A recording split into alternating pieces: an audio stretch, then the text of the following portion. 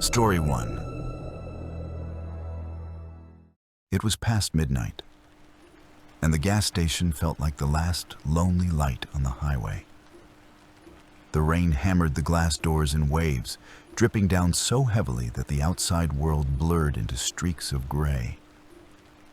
I was half asleep behind the counter, listening to the steady tick of the clock above my head, when the door banged open with a force that made me jolt upright. A man stumbled inside. A truck driver, soaked to the bone, shoulders hunched, breathing like he had been running.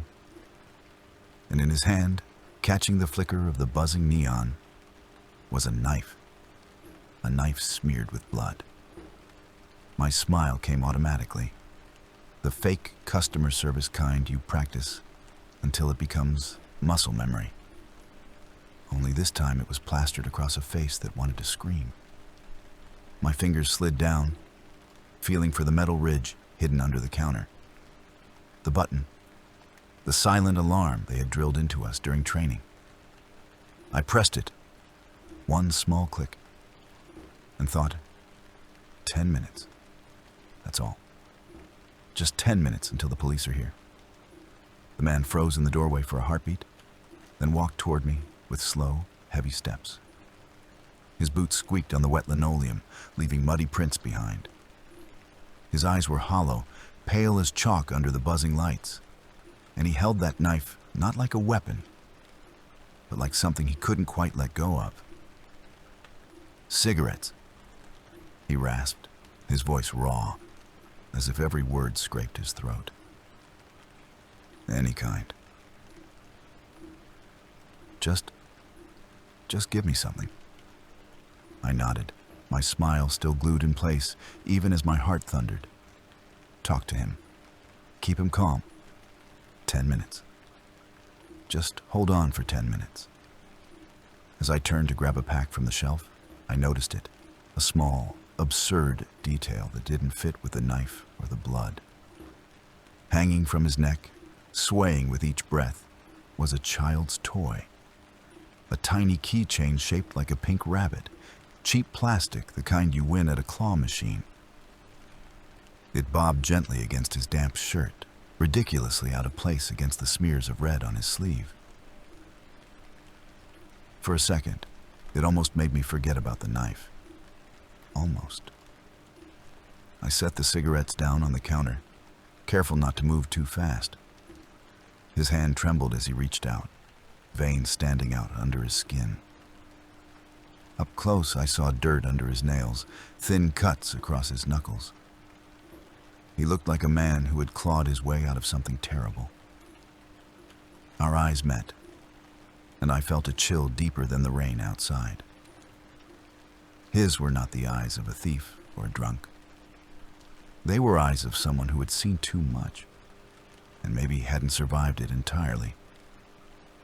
"Long night?" I asked, forcing the words through a throat that wanted to close. My voice cracked, but I tried to steady it with a small laugh. "Looks like the road's been rough on you." He blinked, once, slowly. The knife was still in his hand, glistening. He hadn't raised it, not once, but its presence filled the room like a shadow. In my head, the same phrase kept looping, "Just wait it out." 10 minutes. 10 minutes, and you're not alone. The clock ticked louder. The rain thudded heavier. The fluorescent light above us flickered, humming as if it wanted to go dark. The man shifted his weight and placed the knife flat on the counter between us. Not pointing, not threatening. Just there. A line of blood smeared across the cheap laminate surface. I swallowed hard. My smile twitched, almost breaking. Inside, every instinct screamed, run, hide, fight. But outside, I stayed still, hands on the counter, fingers brushing the panic button again like a talisman. The pink rabbit swayed as he leaned closer, its tiny face frozen in a grin that mocked the fear hanging in the air. And I realized The game had already started. Knife on the counter, alarm already pressed. The two of us caught in a silent standoff. The rain outside pounded harder, like a clock counting down. 10 minutes. Just 10 minutes. And maybe those 10 minutes would decide if I ever saw another sun rise. The knife made a dull scrape against the countertop as he set it down flat, blood smearing across the cheap laminate. It wasn't a threat, not yet. But the sight of it there between us made my stomach twist. The blade caught the humming fluorescent light, a thin red sheen trembling with each flicker. The man's hand hovered above it, shaking, and then he whispered in a voice so raw it was barely more than air. "It's not my blood. It's still out there, in the trailer." My skin went cold. For a heartbeat, I thought I misheard him. Not his blood. Something in the trailer? My first instinct was simple. He's a lunatic. Highway drifter, snapped under the weight of the road. I've seen my share of rough customers during night shifts. Drunk drivers, angry husbands, people lost in their own haze. But the way he said it, the way his eyes fixed on mine without flinching, it didn't match the madness I was trying to pin on him. Those eyes didn't dart or twitch. They didn't sparkle with rage or glaze over with confusion. They were steady, heavy, like stones sinking in water. Eyes of a man who had already seen his ending and was just waiting for the world to catch up. I swallowed, throat tight. Psychopath or survivor? The rain hammered the windows, a relentless drumbeat that kept time with the pounding in my chest. The clock on the wall ticked louder than it had any right to. Each second stretched thin, fragile, threatening to snap. How long has it been since I pressed that button? 5 minutes? 7. It felt like a lifetime. 10 minutes, they always said. 10 minutes and the police will be here. But what if the signal didn't go through? What if the box was broken? What if the line was dead? The panic button was supposed to be the guarantee, the invisible lifeline beneath my fingertips. But as the minutes dragged on, that tiny click I'd made earlier felt more and more like a prayer whispered into an empty room. I forced a cough, trying to disguise the quiver in my voice. "Rough night," I said. My tone was light, like I was talking about a flat tire or a long haul. "You've seen better." The driver's mouth twitched. Not a smile, not even close. More like the ghost of something he couldn't quite let out. His shoulders sagged under a weight I couldn't see. He stared at the knife on the counter as though it were proof of something he didn't want to believe. "I tried," he murmured. His fingers brushed the edge of the blade, but he didn't lift it. Tried to keep it in, tied it down, but it doesn't care about locks or chains or prayers. You understand? I didn't understand. Not one damn bit. But I nodded anyway. Because that's what you do when you're standing 10 feet from a man who may or may not have slaughtered someone on the side of the highway. The neon sign outside buzzed and flickered, casting brief shadows across his face. In those flashes, I could see the grime on his cheek, the cut above his eyebrow, the hollow stretch of skin under his eyes. He looked less like a predator and more like a man being hunted. Inside my head, voices collided. He's insane. He's dangerous. Keep him talking. Keep him calm. But another thought slipped in. Quieter, insidious. What if he's telling the truth? What if there really is something in that trailer? The clock ticked. The rain beat down. And the silence between us grew thicker, heavier, like it might suffocate us both. I adjusted my stance, one hand still grazing the hidden button under the counter. I imagined sirens in the distance, imagined doors slamming, boots on wet asphalt. But the night outside was empty. No headlights, no sirens. Just me, him, and the knife on the counter bleeding into the fluorescent glow. And I thought, maybe the knife isn't the danger at all. Maybe it's the only proof I have that danger is real. Maniac or victim, killer or warning. And every second that dragged by made it harder to tell which was which. The sound came sudden and deep, like a fist slamming against hollow metal. A single, heavy thud that vibrated through the glass windows and into my ribs. I froze, head snapping toward the door. For a second, I thought it might have been thunder rolling low across the highway. But the driver's eyes told me otherwise. I edged toward the counter's end, leaning just enough to peer through the glass doors. The parking lot stretched empty, slick with rain, shining under the weak beam of a single lamp. No cars, no people. Nothing moving except the drizzle slipping from the roof. But then, there. Something flickered past the lamplight. A shadow too large, too heavy. It moved with a speed that made the hairs on my arms stand up. Not a stray dog, not a coyote. Too tall for either. And too fast, far too fast for a man. My throat went dry. Behind me, the driver's whisper rasped like dry leaves. "You hear it? It's awake." The words clung to me, crawled into my ears, and sat heavy in my chest. I forced myself to look again, pressing a palm against the cold glass. The lot was still empty. Just black pavement, a shimmer of water, and that lonely light humming overhead.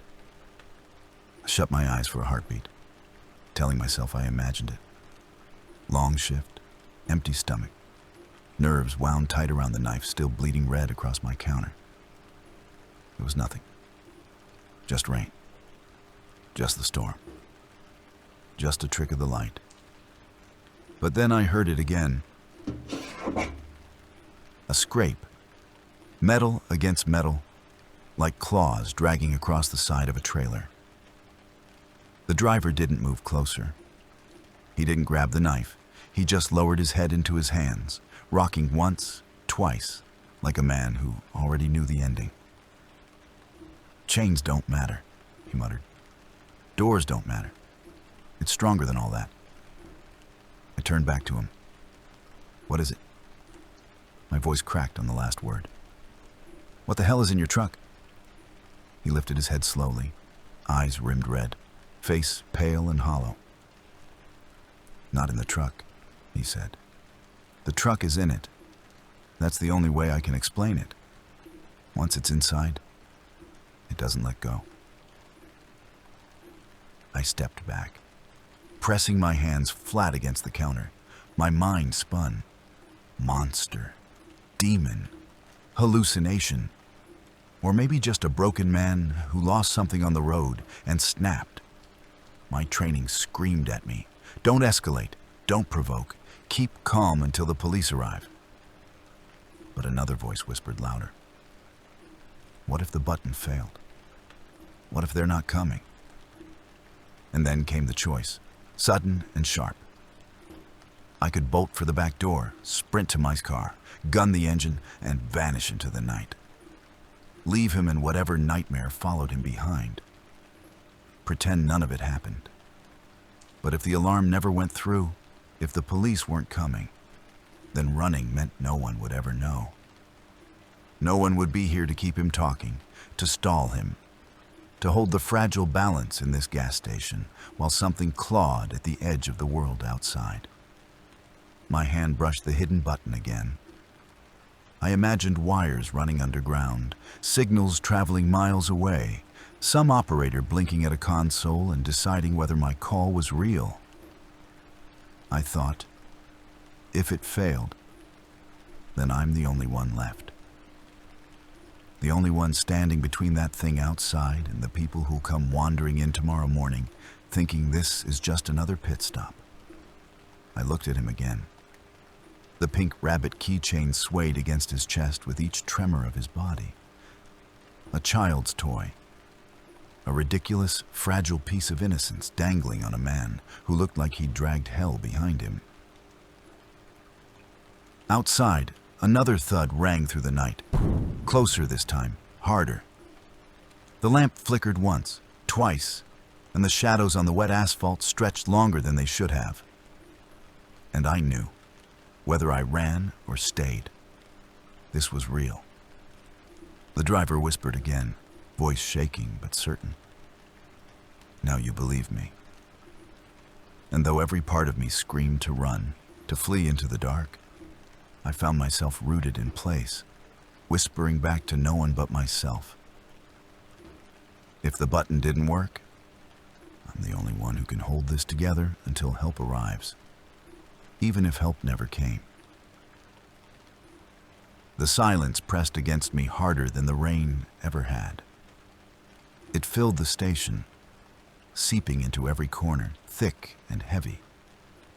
The kind of silence that makes you hear things you shouldn't. Your own pulse pounding in your ears, the creak of your shoes when you shift weight, the faint hiss of electricity in the buzzing lights. And then there was the fridge. The hum of the soda cooler at my back was steady, endless, like some mechanical breathing. The clock above it ticked slow, loud, merciless. Every second stretched like a rubber band ready to snap. I kept telling myself, 10 minutes, that's all it takes. 10 minutes and they'll be here. But it felt like twice that had already passed. I glanced toward the door, expecting to see flashing lights cut through the rain. But the parking lot was still nothing but dark asphalt and that lonely lamp. He sat hunched a few feet away. The driver, his elbows on his knees, hands dangling uselessly, head bowed low. The knife lay abandoned on the counter between us, streaked with drying blood. His body trembled in tiny, constant shivers, though I couldn't tell if it was from cold, fear, or something else entirely. Every so often he'd glance up at me, and his eyes, those hollow, exhausted eyes, were not the eyes of a man about to strike. They were the eyes of a man who had already given up. If he was going to use that knife, wouldn't he have done it by now? Still, I couldn't let myself forget what it meant, sitting there between us. I touched the hidden button again, fingers brushing the ridge of plastic beneath the counter, as though pressing it a second time might suddenly make it matter more. It should have worked. It has to have worked. But what if it didn't? What if the signal never left this place? What if the wires are dead, the switch broken, and I'm just waiting for help that isn't coming? The thought dug deeper with every tick of the clock. His voice came out of the silence, raw, low, the sound of something breaking. It hears voices. That's how it finds you. I froze. My throat tightened, but I forced the words out anyway. What does? He raised his head slowly. His face was pale, lips cracked, rainwater still glistening in his stubble. His whole body shook as he spoke. It. The thing. In the trailer. It's hungry. Always hungry. The word hungry clung to me, wrapped around the inside of my skull. I wanted to laugh, to call him crazy, to tell myself it was just a man unraveling after too many miles.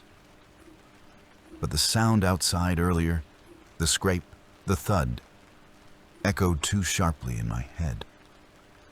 I tried to keep my breathing steady. "Maybe you should just put the knife away," I said softly, keeping my tone calm, casual, though my hands gripped the counter hard enough to ache. He shook his head. The knife won't stop it. The knife never mattered. His eyes flicked to mine, dead serious. "You know that now, don't you?" I didn't answer. I couldn't, because deep down, something in me had already started to believe him. The fridge kept humming. The clock kept ticking. The air grew heavier, pressing in on my lungs.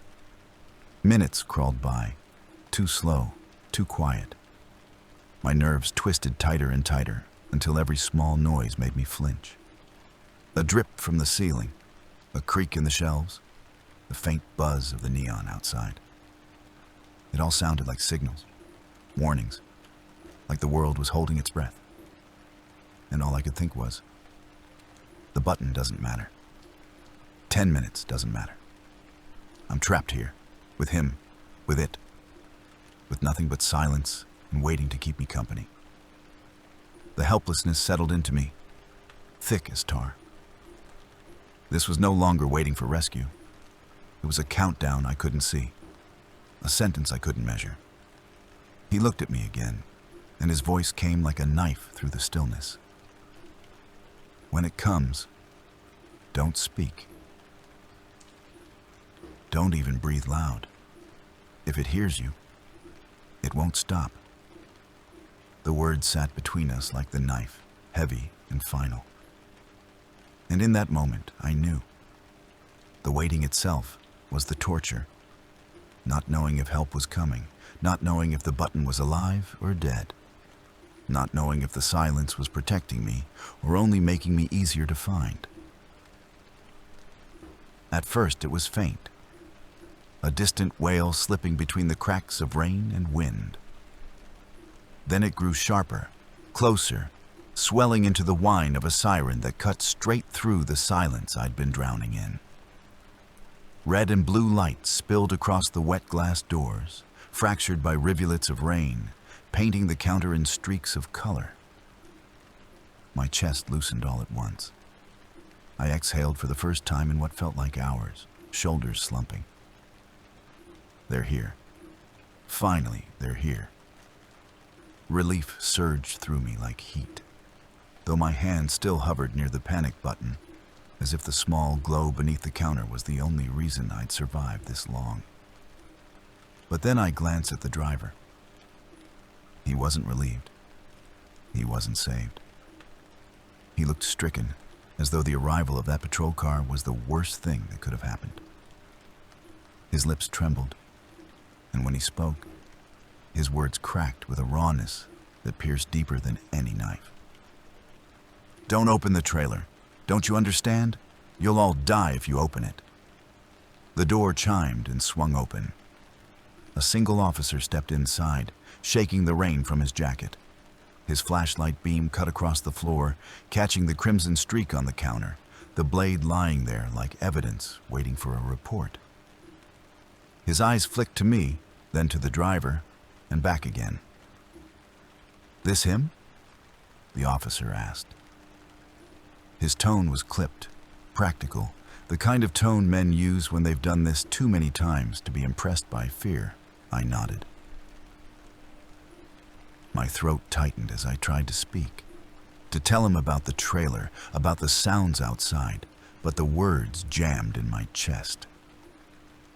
Before I could force them out, the officer glanced at the driver again, dismissive, almost irritated, and turned toward the door. "I'll check the rig," he muttered, stepping back into the night. The driver lurched forward, almost stumbling. "No, don't. Please, you have to listen." But the door shut, and we were left with the hum of the fridge, the ticking clock, and the echo of boots splashing across wet asphalt. I held my breath, listening. The rain had slowed to a drizzle. I heard the officer's footsteps. Then, silence. A second passed. 2, 3. Then came the noise. A metallic shriek, like steel tearing apart, screamed through the night. The ground shuddered with a violent crash, and then, the worst sound of all. A scream, high and sharp, human and final. It split the air, cut short halfway, snuffed out before it could finish, and then... nothing. Silence again, except for the slow drip of rainwater from the roof. My legs moved before I realized, carrying me out into the parking lot. The night air slapped me cold, heavy with the smell of wet asphalt and rust. The trailer loomed ahead, its rear doors wrenched wide open, twisted as though by something stronger than machinery, stronger than men. One door dangled from a single hinge, groaning with each breath of wind. The other lay crumpled on the ground, like discarded foil. I stepped closer, heart thundering, breath catching in my throat. On the asphalt were gouges, deep, savage, carved in long arcs. Claw marks. No tire could make them, no tool. They cut through the puddles, dragging lines of darkness straight toward the tree line beyond the lamp's reach. In one of the puddles, a flashlight blinked weakly, half submerged, its beam trembling against the shredded metal of the door. But there was no officer, no body, no trace of a struggle, just absence. Behind me, I heard his voice. Quiet, empty, final. "I told you," the driver said. His silhouette leaned against the station wall, shoulders caving inward, that pink rabbit keychain swaying like a cruel joke. "I told you it was too late." I stared at the open trailer, at the black void inside that seemed to breathe with its own pulse, and every instinct begged me not to look any deeper. Then the sound came from the woods. Faint at first, branches snapping, leaves thrashing. Too heavy for a deer, too steady for the wind. Something vast, dragging its way through the forest. Every crack of wood echoed in my ribs like the toll of a bell. I couldn't move, couldn't shout, could only stand and listen as the sound grew fainter, farther, vanishing deeper into the dark where headlights couldn't reach. Slowly, I turned back toward the station. My hand brushed the counter as I stepped inside. The button under the register glowed faintly, steady, perfect, doing exactly what it was designed to do. I stared at it. My throat tightened with something between laughter and a sob. "It worked," I whispered. It was working all along. The button's little light blinked back at me, smug and useless. "But it doesn't matter now," I said. My voice sounded smaller than I'd ever heard it, because the truth was clear. The button had done its job. The police had come, and the police were gone. The silence returned, heavier than before, broken only by the faint echoes of the forest. And I knew. The thing wasn't here anymore. It was out there, on the move. And nothing I pressed, nothing I said, nothing I did could ever call it back.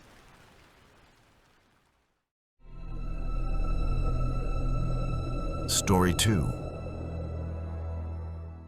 I still remember that night, clear as glass and heavy as stone. You ever pull up somewhere and before the engine even cools, you just know you shouldn't be there?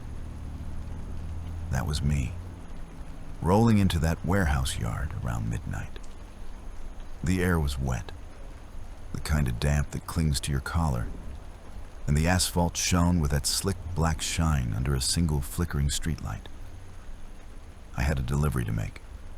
Routine, drop off the load, get my paperwork signed, and be on my way to the next stop. That's what I thought. But as soon as my headlights swept across the lot, I saw them, 3 figures standing by the entrance. They weren't moving, just standing. Black coats, black boots, shoulders squared like soldiers. And one of them, yeah, I caught the glint, no mistake. One of them had a pistol hanging low by his side. My stomach dropped. I gripped the steering wheel tighter without even realizing it. 3 men, all dressed the same, no faces I could make out. Just silhouettes cut sharp against the wall of the warehouse. My first thought was simple. Wrong place, Wrong time. The lot was quiet. Too quiet. I killed my high beams, leaving only the low glow of my dash lights. The men didn't react, didn't turn, didn't move. Just stood there, as if they'd been waiting all night for someone. Or something. I told myself, maybe security? Maybe just workers on a smoke break? But security doesn't carry a pistol like that. And workers don't stand in formation like statues. One of them looked at his phone. Screen lit up his face for a second, pale and sharp. Another tapped the heel of his boot against the pavement, steady, restless. They weren't killing time. They were waiting for a signal. I thought about backing out, turning around, forgetting the whole thing. But before I could, the night split. From inside the warehouse came a sound, short, sharp, muffled. A scream, a woman's scream. And then, silence. My breath caught in my throat. I stared at the building, then back at the three men. No reaction, not even a flinch, like they'd been expecting it. The streetlight above them flickered once, twice. For a moment, the yard was swallowed in near darkness, and when the bulb buzzed back to life, it painted their shadows long across the wet asphalt, stretching toward my truck like fingers. I could feel my pulse pounding in my ears. Every instinct told me, drive, just drive. Put this place in the rear view and never look back. But my hand stayed on the wheel, locked tight, eyes fixed on those three men in black. The air was so still, I swear I could hear the faint tick of my cooling engine. No traffic on the road behind me. No hum of machinery inside the warehouse. Just the buzz of that dying streetlight and the memory of that scream echoing in my head. I leaned forward, squinting through the windshield. The one with the pistol shifted his weight, turning ever so slightly. The metal caught the light again, no doubt now. A gun. He was ready, waiting. Something in my gut twisted. This wasn't a robbery in progress. Wasn't some drunk argument. This was something planned, something precise. They weren't surprised by that scream. They were guarding it. For a long minute, I couldn't move. Just sat there, breathing shallow, praying they wouldn't look my way.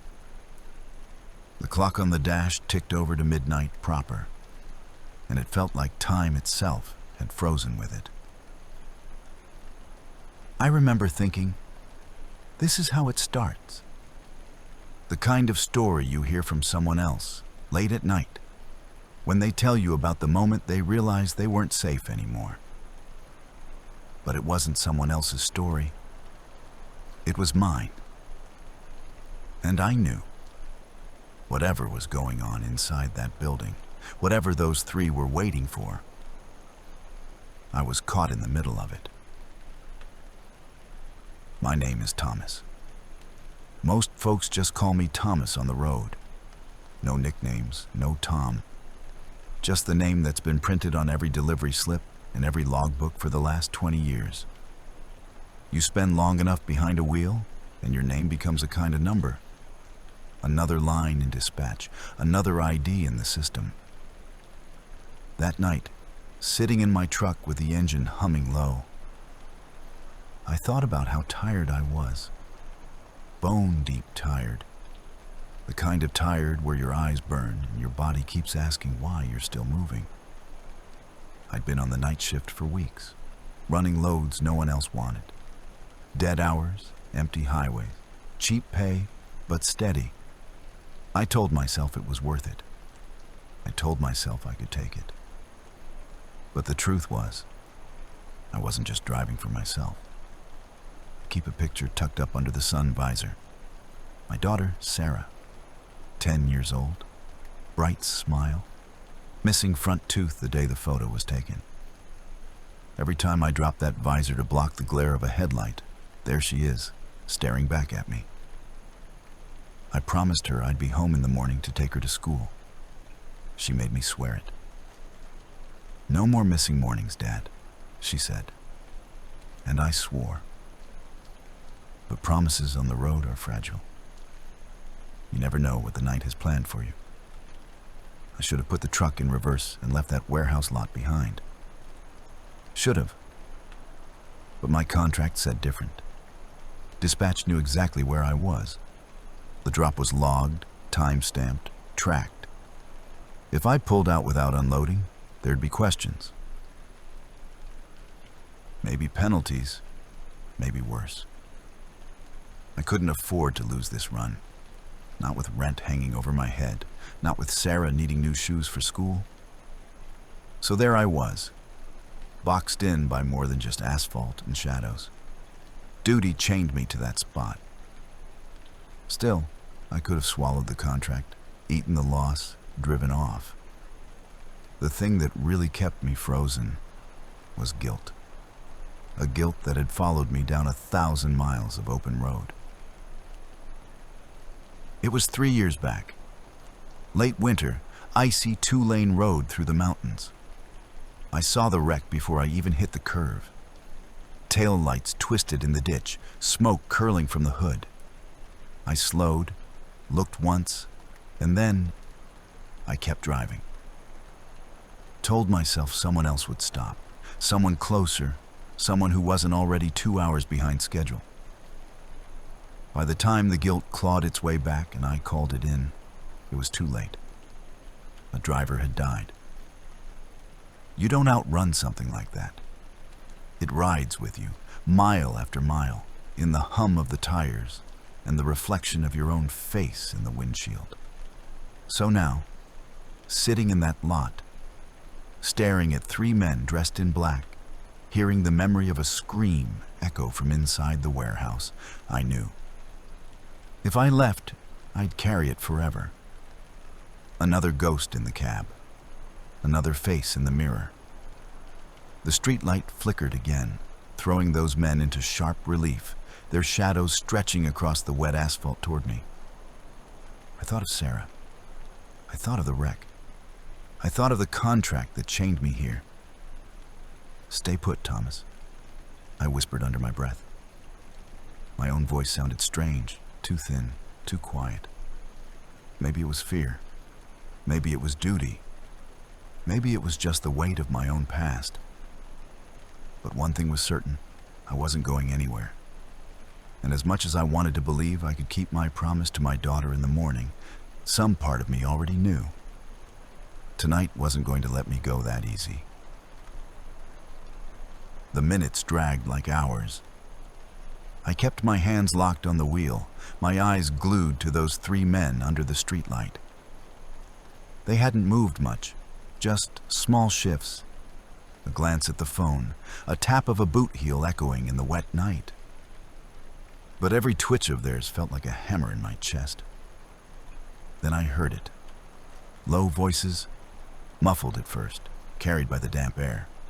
Not casual chatter, not small talk. I leaned forward, straining to catch the words. One of them muttered something in Spanish, quick, clipped, nervous. Another answered in English, sharp and cold. "Not yet. Wait for the signal." My throat went dry. A signal. They weren't just standing guard. They were waiting for something, or someone. The 3rd man shifted, cracked his knuckles, and tilted his head like he was listening for a sound I couldn't hear. The pistol gleamed again when he moved. And just like that, every part of me screamed, "Thomas, get out. Get out right now." But I didn't move. Couldn't. One of them turned, slowly, deliberately. He started walking in my direction. His boots splashed lightly in the shallow puddles, each step louder in my ears than the rumble of my own engine. The other 2 stayed back at the door, watching, waiting. I sank lower in my seat, held my breath, prayed the shadows inside the cab would hide me. My truck wasn't new, The windshield was streaked with grime, spotted with rain. Maybe, just maybe, that dirt would keep me invisible. He came closer, the scar on his cheek catching a glint of light. He had the kind of face you don't forget. Hard, cut like stone, eyes that didn't blink. He raised a flashlight, flicked it on, and swept the beam across the side of the truck. The beam slid up the door, across the mirrors, then onto the glass. My heart slammed so hard, I thought the whole cab was shaking. The light spilled over the window, scattering against the streaks of rain and mud. For a breathless second, it hovered there, then moved on, sliding harmlessly past. I almost exhaled. Almost. And that's when it happened. My elbow knocked against the cup holder, and the thermos I'd been nursing all night tipped over. It rolled, metal on plastic, then hit the floor with a hollow clang that felt louder than a gunshot. The sound bounced around the cab. My stomach dropped. The man with the scar froze. He stopped the flashlight mid-arc and cocked his head. He heard it. I knew he heard it. I pressed myself back against the seat, not daring to breathe, eyes locked on the window. The light lingered, then swung back toward the cab. Slowly, carefully, like he was hunting for something in the shadow. Seconds stretched forever. The only sound was the drip of rain from the roof and the buzz of that dying streetlight. My chest burned. I hadn't taken a breath in what felt like minutes. Then, suddenly, the voice from the door. Not yet. Hold position. The scarred man hesitated, then lowered the flashlight. He let it dangle at his side. One last look at my truck, and he turned, walked back across the lot to join the others. I exhaled, shaky, my lungs burning. My hand shook so bad I had to grip the steering wheel just to steady it. For a moment, I thought I was safe. But the truth hit me just as fast. This wasn't over. They weren't finished. That thermos had almost given me away. Next time, there might not be a warning. And the worst part was, I had no idea how many more next times this night was planning to throw at me. My hands were still trembling from that sound, the thermos clanging against the floor. One stupid mistake, and I almost gave myself away. I stared at it lying there by my boots, rolling gently with the hum of the idling engine. That little piece of steel nearly turned my truck into a coffin. Every part of me screamed the same thing. Leave, just drive. Put it in gear, roll out of the lot, get back on the highway, and forget this place ever existed. The three men were still there, posted at the door, one with his pistol loose in his grip. They hadn't seen me, at least not yet. I could escape, and nobody would ever know. I actually reached for the ignition, my fingers brushing the key. But then another thought hit. Dispatch, the load, the contract. If I left without unloading, they'd know. They always knew. Maybe fines, maybe worse. They'd cut me from the roster, and then what? I was already living on thin ice. One mistake could sink me. But even that wasn't the heaviest weight pressing down on me. It was the memory. That night 3 years ago, the wreck on the mountain road. The way I slowed down, saw smoke curling into the cold sky, saw red lights flickering in the ditch, and kept driving. I told myself, somebody else will stop, somebody else will call. By the time I found out the truth, it was too late. A man had died alone while I drove on. That guilt had been a passenger in my cab ever since, whispering in every quiet stretch of road. And now, here I was again. 3 men, a gun, a scream from inside the warehouse. I knew what was happening. Or maybe I didn't know exactly. But I knew enough. And if I left, If I drove away tonight, I'd never forgive myself. But my daughter, my Sarah, 10 years old, waiting at home. Tomorrow morning she expected me to be there to take her to school. She made me promise, looking me dead in the eye. No more missing mornings, Dad. How could I risk her growing up without a father? Was I really ready to throw myself between armed men and whatever nightmare was playing out in that building? I gripped the wheel so hard my knuckles cracked. My heart kept hammering the same question: leave or stay, leave or stay. And then, my phone lit up. The glow of the screen cut through the cab. For a second, I thought it would give me away, that the men outside would see the flash of light. But it was dim, muffled by rain on the windshield. One message. From Sarah. Just 3 simple words.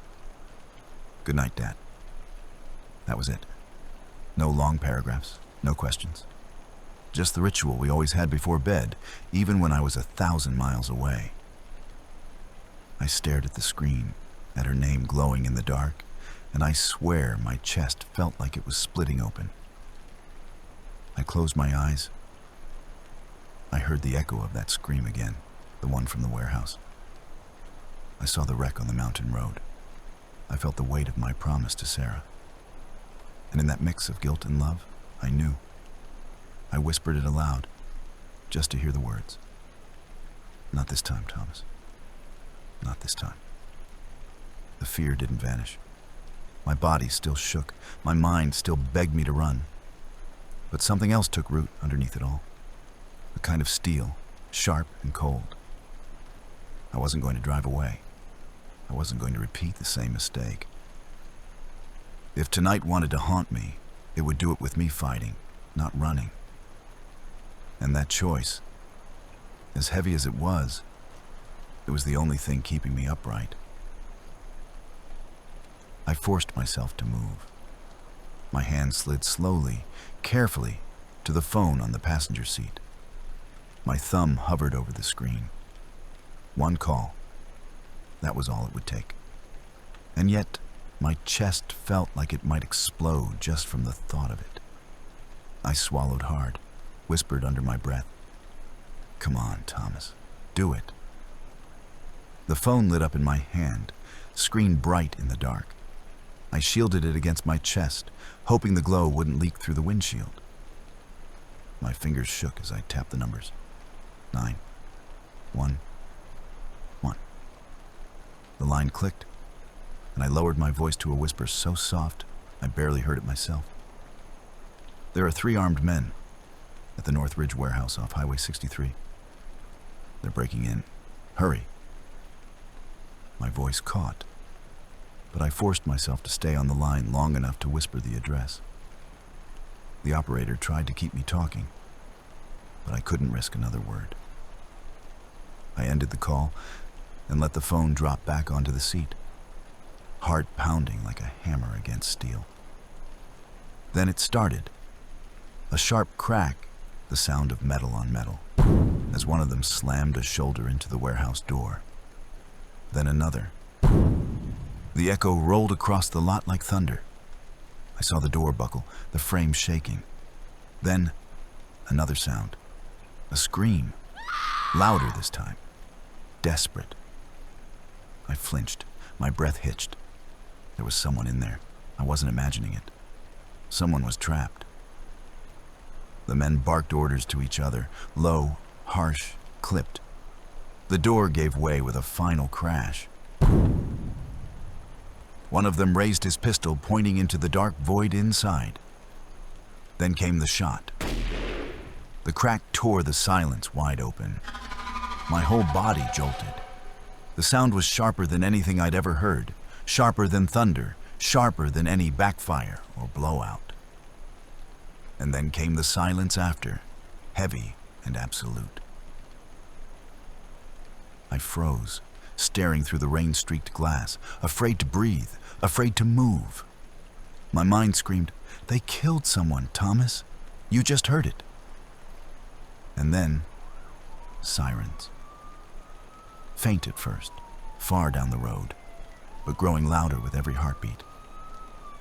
The men turned their heads in unison, as if one thought moved them all. The one with the scar barked a command. "Abort! He's not here! Move!" His voice was gravel and steel. They started backing away from the door, fast but controlled. Two of them melted toward the shadows beyond the lot. Steps, sure, practiced. But the scarred man, the one who carried himself like the leader, didn't leave right away. No. He walked straight toward me. My chest locked tight. I pressed myself into the seat, praying the darkness would hold me. But he came on, boots steady, water splashing under his heels. He stopped at my door. For one long second, he just stood there, silent, eyes hidden in shadow. And then, he lifted his hand. He pressed his black glove flat against my window. Rain smeared around the edges of it, dripping down in rivulets. His palm stayed there, heavy, deliberate, leaving a dark imprint on the glass. I couldn't breathe. I couldn't blink. That glove was inches from my face. The barrier between us, nothing but a thin sheet of wet glass. He knew. Somehow, he knew I was there. The sirens grew louder, closer, flashing red and blue, starting to reflect faintly against the rain. His head turned slightly, as if he was calculating time. Then, just as slowly, he lowered his hand, stepped back. He didn't run. He didn't rush. He just turned, melted into the darkness, and was gone. I sat there in the cab, chest heaving, staring at that black handprint bleeding into the rain. And I knew, whatever this night was, it had just carved itself into me forever. Red and blue lights washed across the lot a few minutes later, strobing through the rain, splintering shadows across the wet asphalt.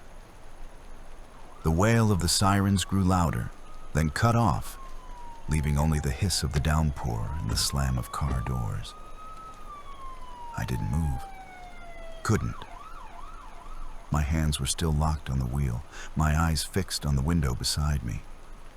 The black handprint was still there, smeared into the glass, rain trailing down its edges. It felt like it was staring back at me. "Police, step out of the vehicle." The shout jolted me. I raised my hand slowly, pushed open the door, boots splashing into shallow puddles. The cold rain hit me full force, soaking through my shirt in seconds. I held my palms out, voice shaking as I called, "I'm the driver. I'm not armed." Two officers swept past me, weapons drawn, moving toward the warehouse. Their flashlights cut long beams through the dark, slicing across the torn open door. One of them glanced at me, then jerked his head toward the building. "Stay put." I stood there in the rain, heart still hammering, as the officers disappeared inside. For a moment, there was only silence. Then shouts, boots pounding across the concrete floor. A beam of light swung across the interior. Another voice called out, "Blood here, spent casing." My stomach twisted. I already knew what they'd find, but hearing it spoken aloud made it real. There had been a struggle. There had been violence. But whoever had screamed, whoever had taken that bullet, they weren't there anymore. The officers searched the building top to bottom. They came back out shaking their heads, muttering to each other. One of them caught my eye, rain dripping off his cap, and said flatly, "Lucky you didn't step out of that truck. You'd be dead." I didn't answer. Couldn't. My gaze kept drifting back to the window of my cab, where the rain was slowly erasing the dark imprint of that gloved hand.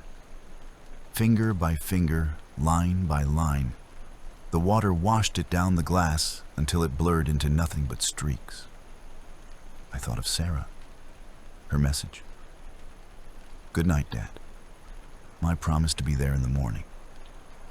I thought of the wreck I'd driven past years ago, of the face I never saw, the life I never saved. And I thought of the scream inside that warehouse, cut short by a gunshot I'll never forget. I wanted to believe I'd done the right thing, that calling the police was enough. But as I stood there in the rain, I couldn't shake the thought that maybe it hadn't mattered at all. Maybe someone had already paid the price before the sirens even reached the lot. The officers moved on, cordoning off the scene, speaking into radios.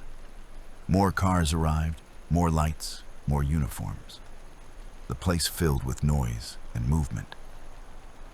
But all I could hear was my own breath and the echo of that scream in my head.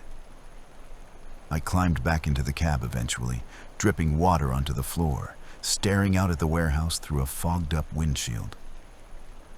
The handprint was gone now, washed away completely, but I could still see it burned into my mind, black against the glass, inches from my face. I turned the key, the engine rumbled back to life. For a moment, I just sat there, staring at the wipers pushing rain across the glass. My voice cracked as I whispered to myself. That night, I kept my promise to my daughter. But someone else never got that chance. I pulled out of the lot slowly, headlights sweeping over the empty yard, the warehouse door still hanging crooked. The rain swallowed the tracks, the evidence, the footprints. By morning, it would all look like nothing had ever happened. But I knew, and I'd carry it with me, mile after mile, like every other ghost on the road. And I'll never forget the handprint on the glass.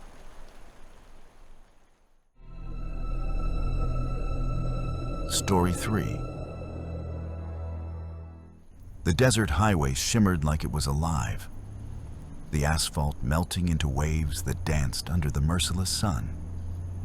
Alex shifted in the driver's seat, his back damp, his shirt clinging to him in all the wrong places. The cab's AC was running full blast, but all it did was push hot air around, a faint rattle in the vents reminding him the system had given up months ago. His mouth felt dry as paper, every breath heavy, every swallow empty. He gripped the steering wheel tighter, not because he needed to, just because it gave his hands something to hold on to. The 18-wheeler groaned beneath him, the engine humming in its steady rhythm, tires grinding over the endless strip of road. He had been on this stretch for hours, hours of nothing, just sky, scrub, and silence. The kind of silence that worked on your head until you started imagining voices in the static of the radio. Alex tilted his head, rolling the stiffness out of his neck. He thought about home, about Sarah waiting, about Daniel's 10th birthday coming up. He had promised his son he'd be there this time.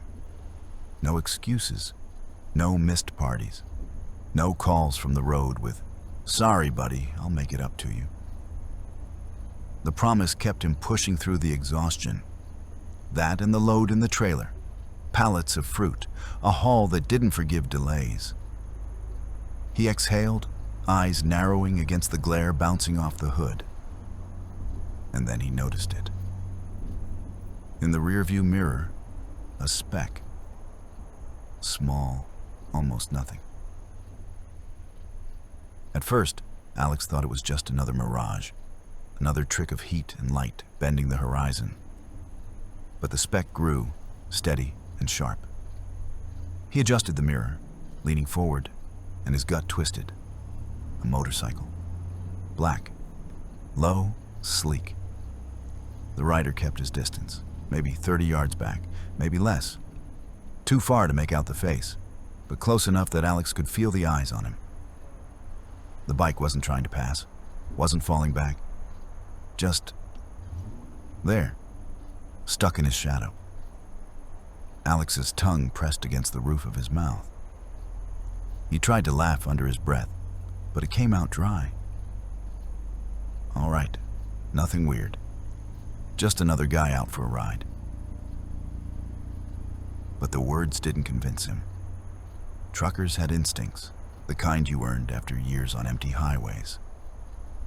You learn to read other drivers, the ones pushing too hard, the ones drifting, the ones looking for trouble.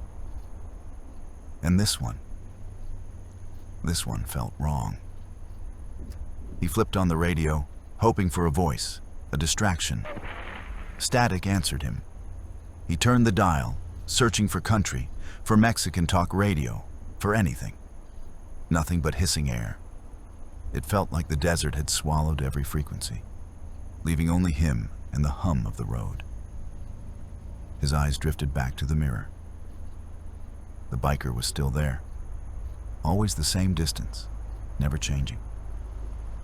The sunlight flashed off the chrome, sharp and sudden, like a signal. Alex blinked against it, vision stinging. He muttered, voice low, just to fill the silence. You keep your line, I'll keep mine. But the biker didn't waver. 10 minutes passed, maybe more. Alex's hand rubbed against the wheel, slick with sweat. Every few seconds, he checked the mirror again. Each time, the same black silhouette riding his tail, locked in like a second shadow. The desert stretched endless ahead. Sky a white-hot dome, road cutting through it like a scar. And yet, in all that open space, with miles in every direction, Alex felt trapped. The cab that usually felt like home, his rolling fortress, suddenly felt small. Too small. The biker didn't pass, didn't fall back, didn't blink.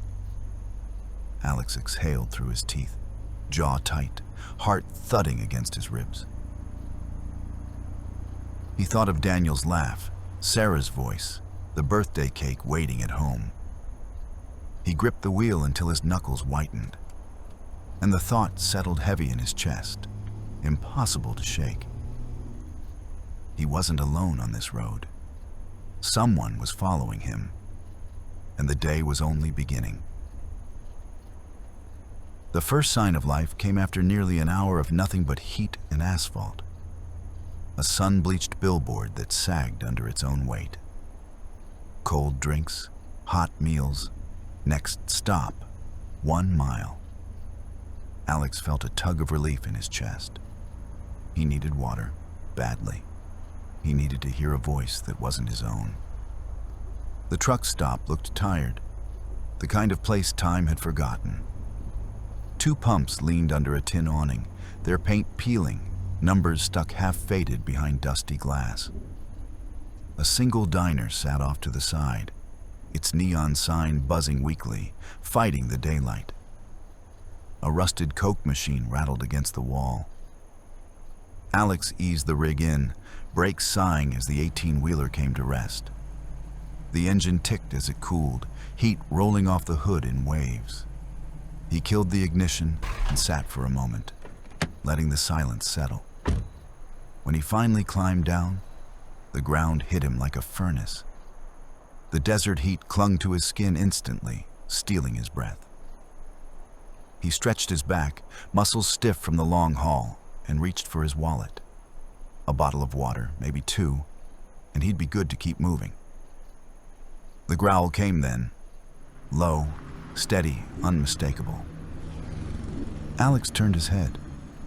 The motorcycle slid into the lot, smooth as if it had always been there, just waiting for him to notice. Black paint glared in the sun. The rider cut the engine and let the silence swallow the space again. The man swung a leg over the bike and stood. Not young, not fresh-faced. Mid-40s, maybe older. Skin leathered by the sun, lines etched deep from years in heat and wind. His jacket was black leather, worn pale at the edges, a strange choice in this furnace. Heavy boots hit the pavement with a thud. Around his neck, something caught the light. Dog tags. The rider carried his helmet in one hand, dangling at his side. In the other, he held nothing at first. He just stood there, watching Alex with calm eyes, as if measuring him. Then he smiled, a slow, thin smile that didn't warm his face. "Hell of a day to be out here," the man said. His voice was low, gravelly, the kind of tone that sounded more like a statement than conversation. Alex forced a nod, trying to play it easy. "Yeah, hotter than I like." The man's smile twitched wider. "Hotter than hell." He let the silence stretch before he unbuckled a faded green pouch at his hip. His hand slipped inside, deliberate, unhurried. When it came back out, Alex's gut clenched. A grenade. Old, rusted, scratched, but whole. The pin still in place, the body heavy and real. The man balanced it easily in his palm, then tossed it lightly into the air and caught it again, like a ball, like a toy. Alex froze, his pulse crashing in his ears. The man didn't flinch, didn't laugh. His eyes never left Alex's. "Name's Prince," he said, casual as if he were introducing himself at a barbecue.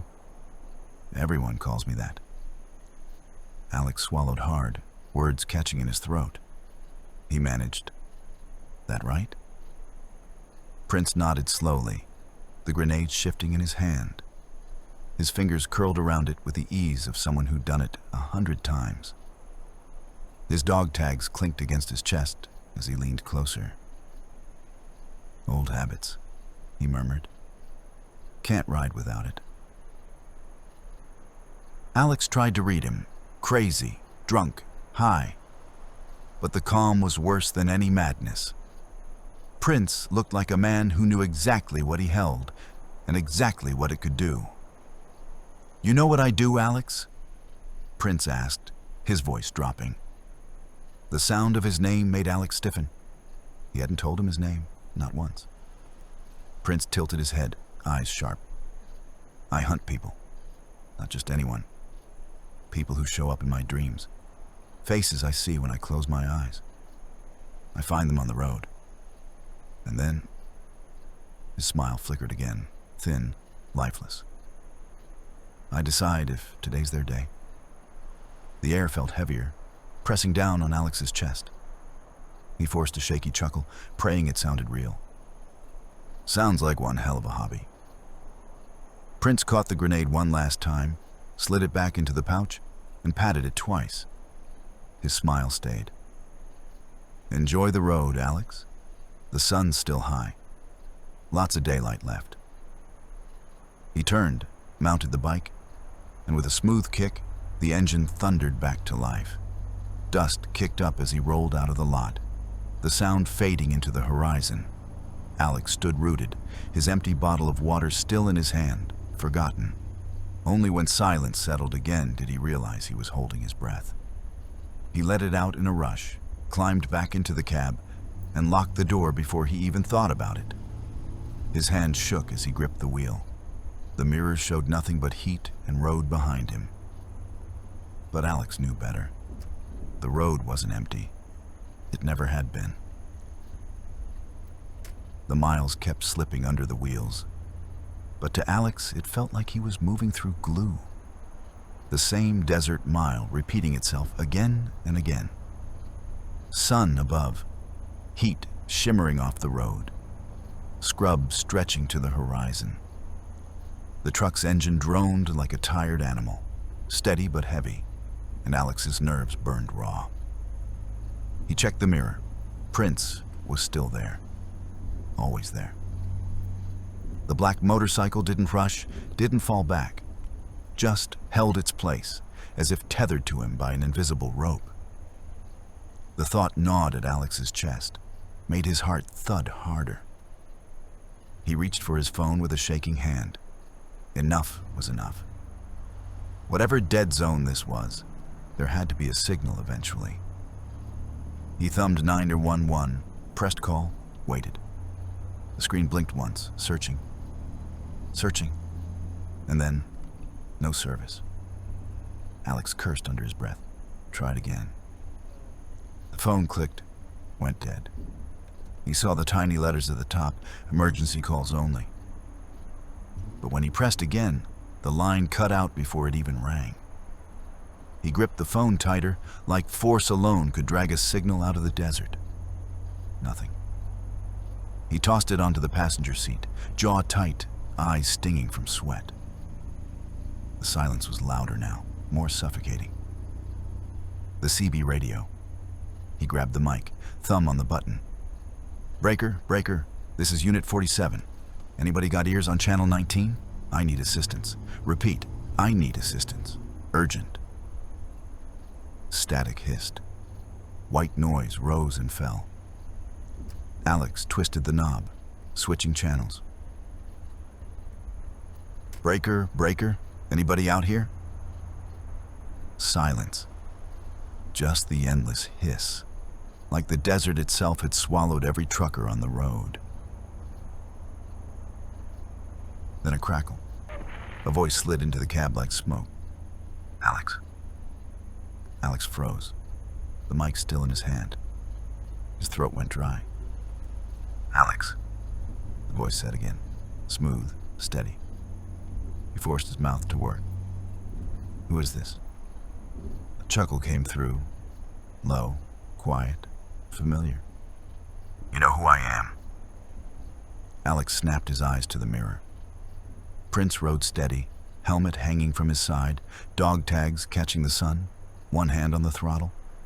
The other rested lazy against his leg, his head tilted slightly, as if he knew Alex was looking.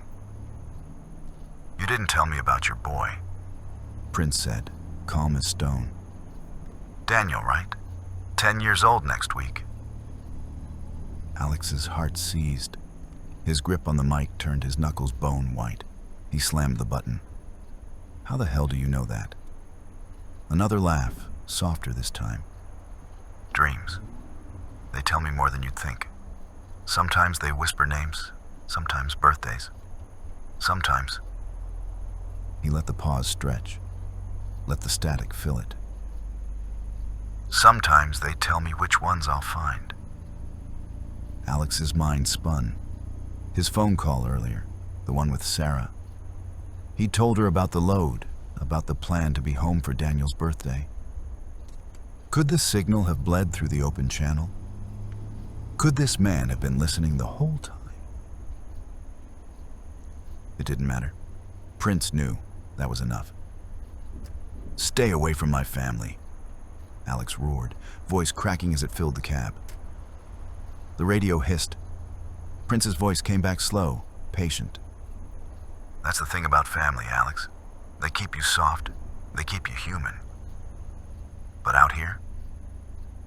He let the words hang heavy. Out here, being human gets you killed. Alex's breath came ragged, his chest heaving against the seatbelt. He slammed the mic down, the plastic clattering against the dash. His hands shook as he gripped the wheel, the road blurring through the heat haze. The CB crackled again. Don't worry, Prince said softly, almost kindly. I haven't decided yet. Maybe today's your day. Maybe not. The line went dead. Just static, the kind that ate into your bones. Alex stared at the mirror, the motorcycle ghosting his back. His son's voice echoed in his head, light, full of laughter, calling him Dad over the phone. That laugh felt farther away now, like something slipping out of reach. The desert stretched on, wide and merciless. The road ahead looked endless, and Alex knew this wasn't just a ride anymore. It had become personal. The sun had slid lower, but the heat hadn't broken. The desert still boiled, the asphalt still shimmered, the road still stretched like it would never end. Alex's hands clenched the wheel so tight his fingers ached. His eyes flicked to the mirror every few seconds, as if the act of looking might somehow change what he saw. Prince was still there, the black motorcycle glued to him like a second shadow, never drifting, never passing, just waiting. Alex's phone sat on the seat, dead weight. No service. The CB radio hissed on the dash, empty but for the occasional spit of static. No help coming, no one on the road, just him and the man behind him. His throat tightened. He thought of Sarah's voice, of Daniel's laugh, of the promise he'd made to be there for that birthday cake. And for the first time since Prince had appeared, anger cut through the fear. This man wanted to play a game. Alex had spent his life on these roads. He knew them better than anyone. If it was a game, maybe he could flip the rules. He scanned the horizon. Flat desert, straight line of road, a half-collapsed billboard up ahead, nothing else. He swallowed, a plan sparking in his mind. Dangerous, but it was something. He let his foot ease off the accelerator. The truck slowed, groaning as the massive weight began to drag against the road. The speedometer dipped, 50, 45, 40. In the mirror, the motorcycle crept closer. Prince didn't hesitate. He stayed locked in, closing the distance, confident. The space between them shrank. 35, 30. Alex flicked his blinker, a lazy motion, and guided the rig toward the gravel shoulder. Dust kicked up in a cloud. He let the truck rumble, engine growling lower, as if he were giving in, pulling off, done. The mirror showed Prince closing in. 10 yards, 5. The black bike edging to the side, ready to pass. Alex's jaw locked, his pulse hammered. Now. He slammed his foot down, hard. The 18-wheeler roared back to life, turbo whistling, gears grinding as the truck surged forward. Gravel spat behind him, clouds of dust exploding in the biker's face. The trailer fishtailed just enough to spray a storm across the lane. In the mirror, Prince swerved. The motorcycle jolted sideways, tires screaming as it fought for traction. For a heartbeat, Alex thought he'd see the man tumble, skid, crash into the desert floor. But Prince held it. Barely. The bike wobbled, steadied, and locked back in. Still upright, still chasing. Alex's breath tore out of his chest, half a laugh, half a curse. His hands shook on the wheel, but inside there was something else. A spark of victory. Small but real. For once, he hadn't just reacted. He'd made the move. The CB radio crackled, alive again. Prince's voice cut through, rawer now. The calm stripped back. Clever, Alex. Real clever. A pause, heavy with static. But the road always gives you up. You can't hide out here, not from me. Alex's eyes locked on the horizon, the white-hot glare of sun sinking into gold. The road didn't end. It never ended. But for the first time, he felt like maybe, just maybe, he wasn't powerless. He wiped his brow with the back of his hand, breath shaking. The wheel was slick with sweat, but his grip was iron. He had to keep pushing, had to keep his head. If this man wanted a game, Alex would play. And maybe, just maybe, he could win. In the mirror, the black motorcycle steadied, chrome flashing in the fading light. Prince leaned forward on the handlebars, eyes hidden but presence undeniable. Still there. Always there. But Alex didn't look away this time. He kept his eyes forward, jaw set, heart hammering, a quiet fire burning under the fear. Because now he knew something he hadn't before. Prince could bleed. The desert light was shifting, the sky bleeding from white-hot glare into a bruised orange. Long shadows stretched across the asphalt, and the air shimmered less now. But it was no cooler. Alex's shirt clung to him, his skin slick, his throat parched. Every breath felt like he was swallowing sand.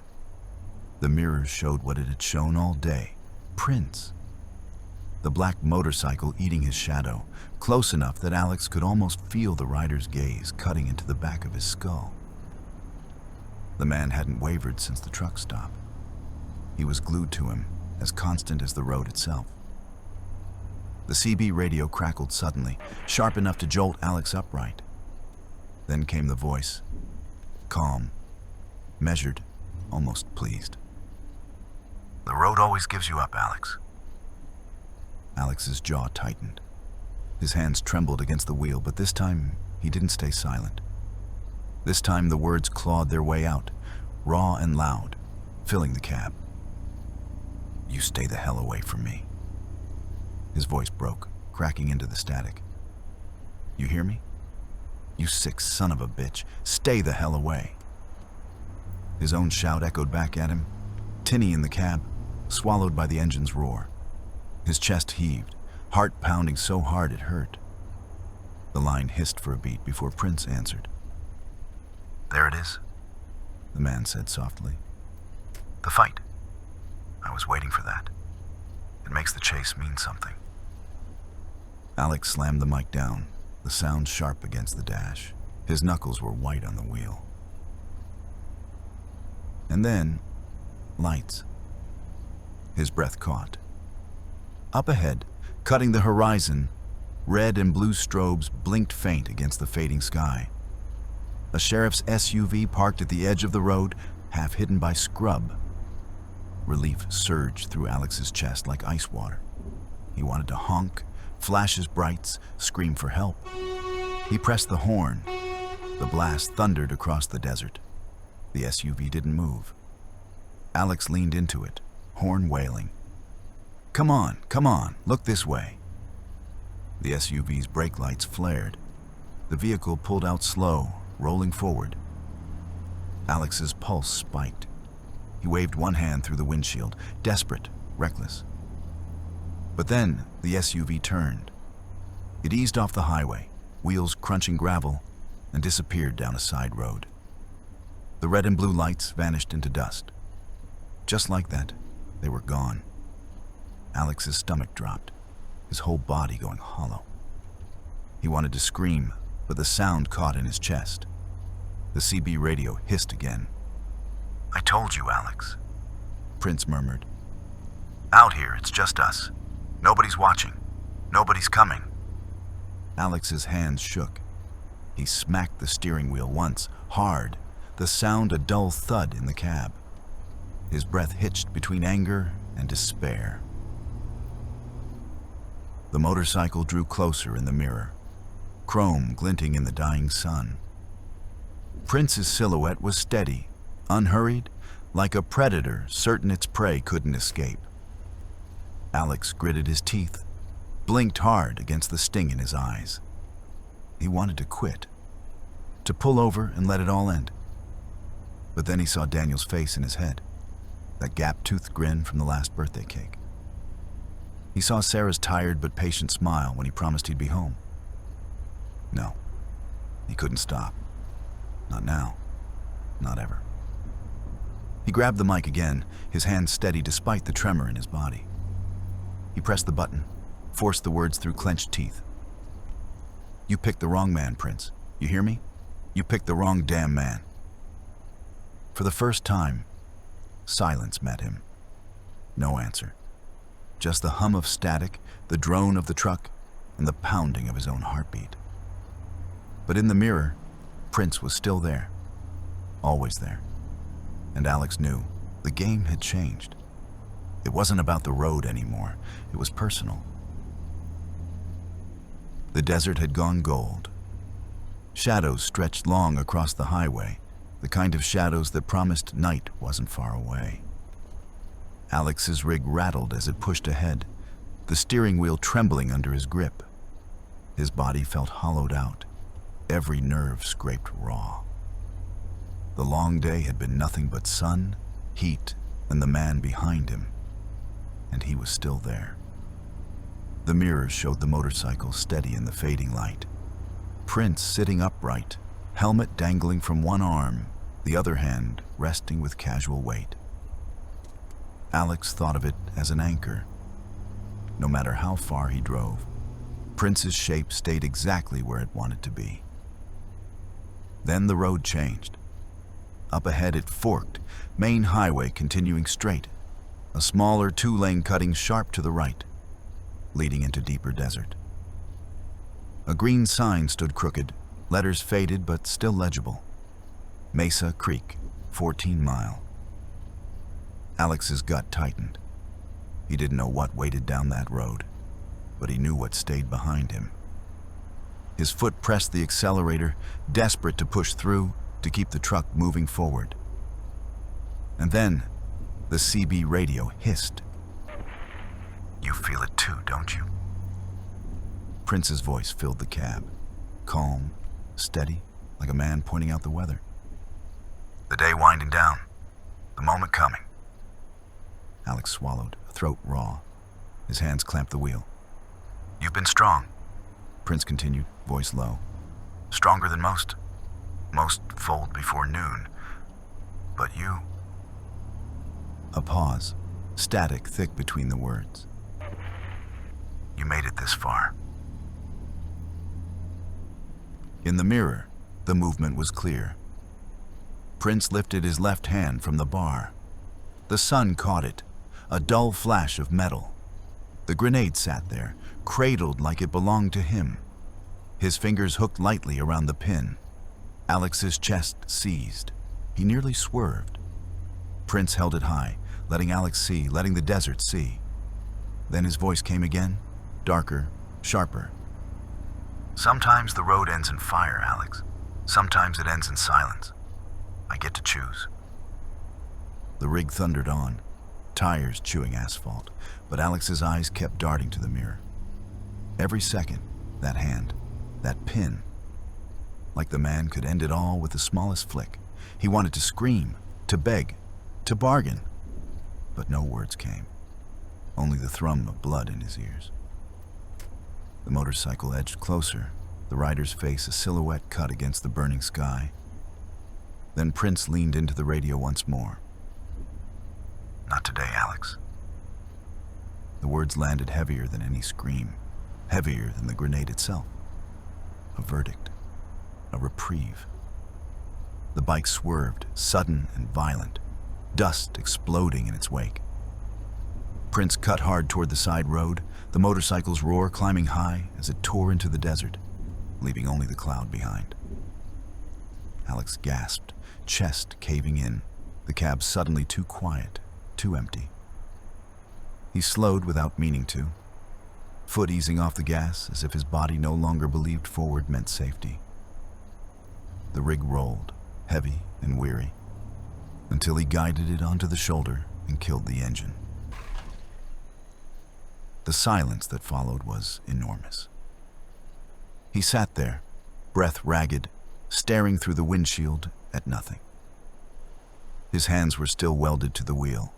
It took all his strength to peel them free. He opened the door, boots hitting the asphalt. The desert air had cooled a little, but it still pressed against him like a weight.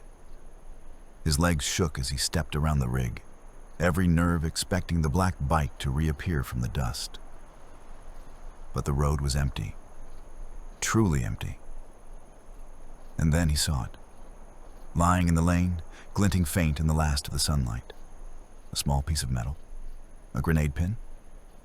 Alex's knees nearly buckled. He bent slowly, staring at it, heart hammering. He didn't touch it. He couldn't. The wind tugged at his shirt, dry and restless. The sun dipped lower, shadows swallowing the road. Alex backed away, climbed into the cab again, and locked the door. His chest heaved, lungs clawing for air. The road stretched ahead, but it felt different now. Every mile belonged to someone else. Somewhere in the distance, a motorcycle's roar might have echoed. Or maybe it was just the wind. The truck sat quiet on the shoulder, its engine ticking as it cooled, the long day finally surrendering to night. Alex leaned forward over the wheel, chest heaving, every breath sharp, ragged. His shirt was plastered to his back, his hands raw from gripping the wheel too long. The silence was thick, broken only by the faint creak of metal and the whisper of desert wind pressing against the cab. He tried to swallow, but his throat felt sanded dry. He wiped his face with trembling hands, palms streaked with sweat and road grime. His reflection in the dark glass of the windshield startled him. Hollow eyes, face drawn tight, a man he barely recognized. In the mirror, nothing. Just empty road, stretching on into darkness. The motorcycle was gone. No dust, no engine, no shadow clinging to his bumper. Gone like it had never been there at all. But the weight in his chest told him otherwise. His gaze dropped to the passenger seat, to the phone lying there, black screen staring up at him. No service, even now. He thought of pressing it again, of dialing Sarah, of hearing Daniel's voice. But what would he say? That a man had hunted him through the desert with a grenade in his hand? That he'd been spared by a choice, not by luck? That his life was measured in someone else's game? His stomach churned. The image of that small, glinting piece of metal lying on the asphalt burned behind his eyes. The pin, the proof. Prince could have pulled it. He could have ended the day in fire, scattered across the desert. Instead, he'd left it behind, like a calling card, a signature, a reminder. Alex reached for the ignition, but his hand froze halfway. He couldn't bring himself to turn the engine over. Not yet. He just sat there, the desert closing in, his heart trying to find a rhythm that didn't feel like panic. The CB radio hissed quietly, the static softer now, almost like breathing. He stared at it, waiting for the voice to return, waiting for that calm drawl to cut into him one more time. But it stayed silent, as empty as the highway outside. He closed his eyes and leaned back. For a moment, he tried to imagine the kitchen at home, the sound of Daniel's feet running across the linoleum, Sarah's laugh as she told him he smelled like diesel and heat, the taste of coffee that wasn't brewed from a truck stop pot. He tried to believe he was still headed there, that the road ahead would take him home, but his hands wouldn't stop shaking. The sky outside deepened into indigo. One star blinked through, then another. Soon the desert would be swallowed by night. Alex forced his hands back to the wheel, gripping it hard, grounding himself. The leather felt familiar, real, the only thing he could control. Finally, he turned the key. The diesel engine rumbled back to life, the vibration steady under his seat. He pulled the rig onto the road again, headlights cutting through the gathering dark. The road stretched ahead, long, silent, unforgiving. In the mirror, just blacktop and shadow. And yet, as the truck rolled forward, Alex couldn't shake it. That sensation. That prickle at the back of his neck. The feeling that someone was still there, watching, waiting. His knuckles whitened around the wheel. His breath came slow, heavy. And as the highway swallowed him, one thought crawled back into his head. The words unshakable, heavy as the sun itself.